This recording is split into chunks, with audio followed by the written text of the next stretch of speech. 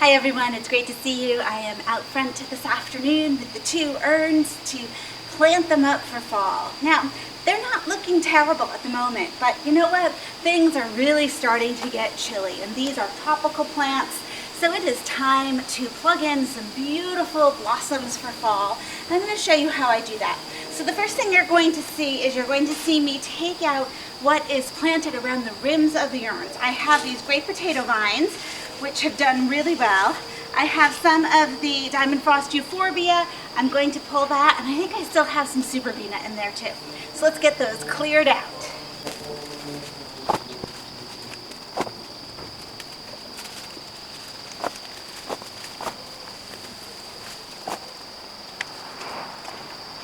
Check it out, we have a baby sweet potato.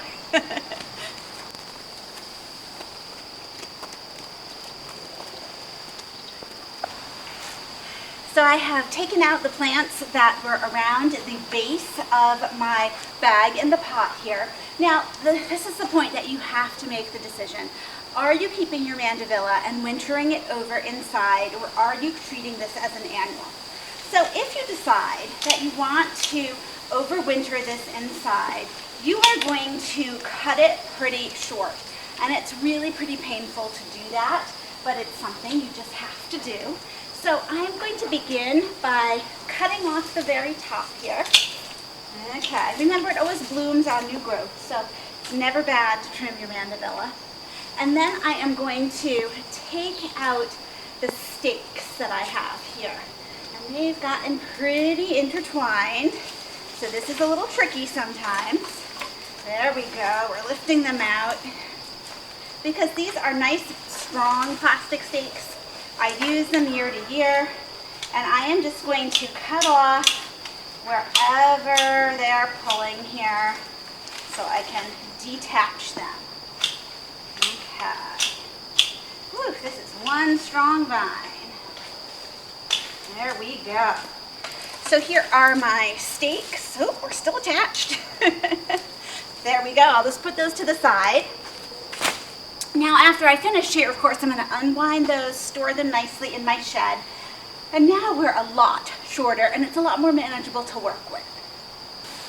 Okay, so I'm just going to add some gloves on here because we might get a little messy during this process. Hopefully not too bad. But if you can see down the bottom here, you can see how I planted this with the gap between the urn edge and this nursery pot that I had the annuals in. And then I have this nursery pot, and in it I have the bag with my mandevilla. Now the wonderful thing about this bag in the pot is I should be able just to lift this out. This is the moment of truth. If it doesn't work, then I look really silly. Oh, look at that, beautiful. It lifts right out like that, and I can see that there's good drainage still down in there. Now, you have a choice. You can pot this up beautifully in another indoor pot, bring it into your sunroom, let it winter over. If I were doing that, I probably would just keep trimming back like this and bring it down to maybe a foot and a half, not more than 2 feet in height. And you know, it might throw out a few blossoms in the winter. It's not going to look its best through the winter, but sure enough, if you keep it inside, it will overwinter, and come spring, I could then put it back outside. So look at all this that I'm just taking off here, and you would end up with a really nice root structure here. And I have seen people do this for years. When my grandmother was alive, she had a sun porch, and I would always send over my mandevilla to her. She was amazing. And she'd put it out on her sun porch. It would come back to me in the spring, and it would look better than ever. So it's definitely something you can try. If you love your mandevilla, you know you can use it another year. Go ahead, cut it back, put it in a new pot. Now I probably would put new soil into with the new pot. You might even want to spray it down to make sure that you're not bringing in any other hitchhikers, but then it would be fine inside. I'm just tidying up here to make sure that we have a decent planting medium. Now, I am not going to replace this soil. The plants that I'm putting in here are going to live for about 6 weeks. That's it. So I'm not worried about adding fertilizer, making this their home for many, many months. We just want them to get in here, look beautiful, do their thing for the fall, and that's it. Okay, let's talk about what I'm going to put in this rim gap around here. So I have enough soil that I went and I got some beautiful asters. So these are the Magic Pink asters by Proven Winners, and they come in the quart containers. Now, it's important to realize when you buy your fall plants, the size you buy is the size you get. You are not going to put these in and in 4 to 6 weeks have a huge aster plant. So you want to buy the size that fits the container. Now, this container has a relatively small planting edge. So the 4-inch pots here, perfect for that. I don't want to go giant because they won't fit in. I also have a beautiful U.S.A pink cabbage. Now, cabbage are great for planters because they will go well into November, even into December in zone 6B and still look good. So, you know, you can almost leave these out and just add your Christmas greens into them. But I know these are going to last a long time. And I love this combination of the purple with the cabbage. Now, these are looking a little bit past their prime. I got them a number of days ago. They were in their prime, but then we had a bunch of rainy days and I couldn't plant them. You want to try to get things when they're just starting to bloom, so you have the longest bloom life possible. So these I'm going to deadhead and hope that they come back pretty well, but I think we will be just fine. So I'm going to spread these out in a ring. Let's see how these are going to look. Oh, perfect. I love that. So I'm going to get in here and get them planted. You might need to tease the roots just a little bit as you're doing that, and I'm actually not even bothering to get my trowel. We're just going to put these right in with my hands, push the dirt up around them, and that will be perfect. So, you know, as you're choosing your plants to go around here, this time of year we're seeing a lot of kales, cabbages for that nice leafy component. You're also going to be seeing, of course, your mums and your asters. And your mums and your asters are typically in those really pretty fall yellows, rusts, burgundies, oranges, and sometimes you can get shades of rose into purple too. And you know that I love pinks and purples. So I do tend to sort of come attracted to those. Now your cabbage here is going to show more color as you get into cooler temperatures. So we're only just starting our cool temperatures. These have a little bit of color showing, but that is going to deepen even more as we get cooler in the evenings. So you can look forward to that change in color in your cabbage. That's going to come with those cooler nights.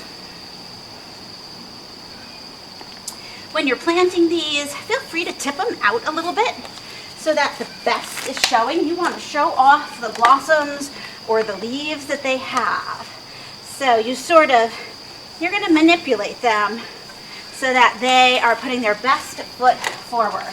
You only have a short time to show off these plants, so we definitely want to give the best show that we can. And that is especially true for the cabbages. Oh, these are looking so pretty. Okay, get that in there. And the dirt is nice and wet. We've been having so much rain. I love that. Let me see. I like how this looks. It just looks like I care. That I took out the stuff that was past, that I'm putting in something fresh.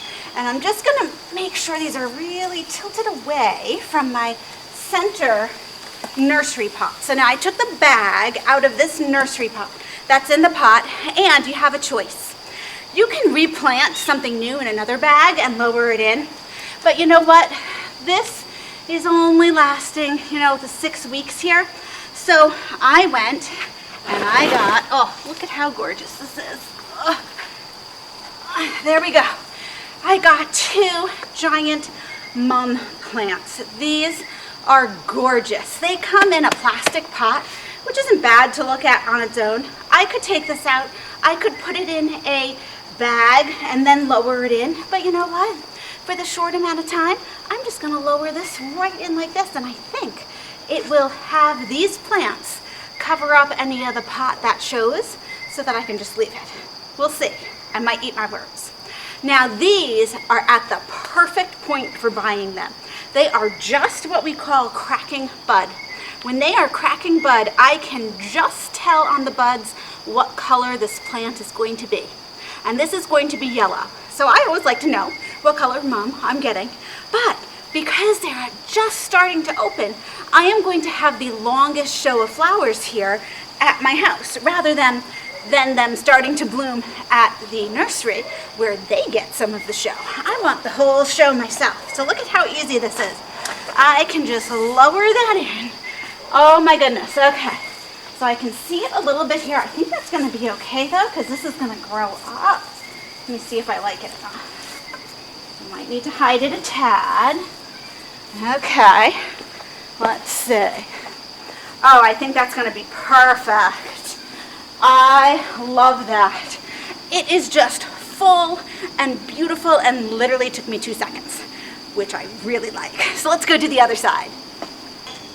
So here we are on the other side with the other mandevilla, and just like I did before, I'm gonna start by taking my mandevilla down a little bit. Woo! So it's a little more workable. Cutting off the top. Loved you, mandevilla. You were a wonderful summer plant. Oh, and it really was a wonderful summer plant. I am always amazed at how they just continue to bloom. This raspberry color too, I think has to be my favorite. It's just deeper, oh, here's one, just deeper than the light pink, that it's not quite the red. My mom did the red this year, and that did look gorgeous too, I have to say. Okay, now I'm gonna try to take the stakes out so I can save them. So I have these 3 poles, and I think I ordered these on Amazon. Yeah, you can still use the bamboo poles, those are great. But these really, I mean, this has got to be what, the 3rd year I've used them. Because they're plastic, they're like impervious, they're thick, they're strong. Okay, put that over there. We're already taming the beast here. So I'm just going to take it down a little bit further. Now because I'm just going quickly, I'm not really looking where I am trimming this, but you could take your time and carefully trim above the double sets of leaves here just to make it really look fabulous. Okay, look at all this foliage. It grew so much. Oh, love it.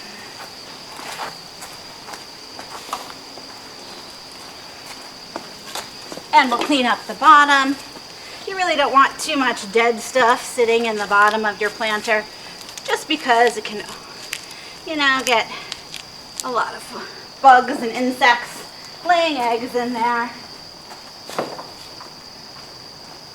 Okay, the moment of truth. We're going to grab the handles of our bag here. Wiggle, wiggle, lift it out. No problem. Oh, this was one of my better ideas to decide that the front urns here could have this nursery pot nestled in. That has helped my life get so much easier. Okay.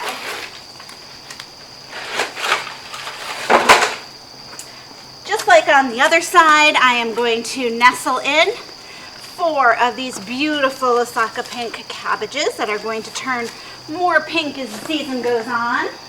And then these beautiful asters, such nice purple color.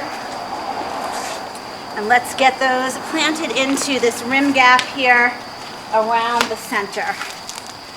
Now I'm already starting to think, so what is this going to look like come December? And you know, this, until the real hard freeze sets in and I won't be able to plant in it anymore, is going to be easy to stick greens into. It is going to be possible to take a planter with holiday greens and just drop that into the pot here. So there's a lot of possibilities when fall is over for once again having another really quick and easy change. We all want our entryway to look super welcoming, but if you're like me, you don't always have a ton of time to do that. Over here, I'm going to add the asters. Now these happen to be the magic purple asters, and you do get asters in different types of pinks and purples, but most of them are in that color range here. Okay, and I'm going to tip the cabbage so you can really see that beautiful foliage. And I'll tip this aster forward too. And I'm thinking of leaving these just a little higher. Remember, we want to cover the rim of that pot that I'm going to drop in. And you can always sort of play with your plants so you get that effect if you need that. Okay. One more. Look at the size of that beautiful cabbage. I love it. Last year, my cabbage went like through to January, no problem. It was amazing. Okay, here comes the giant.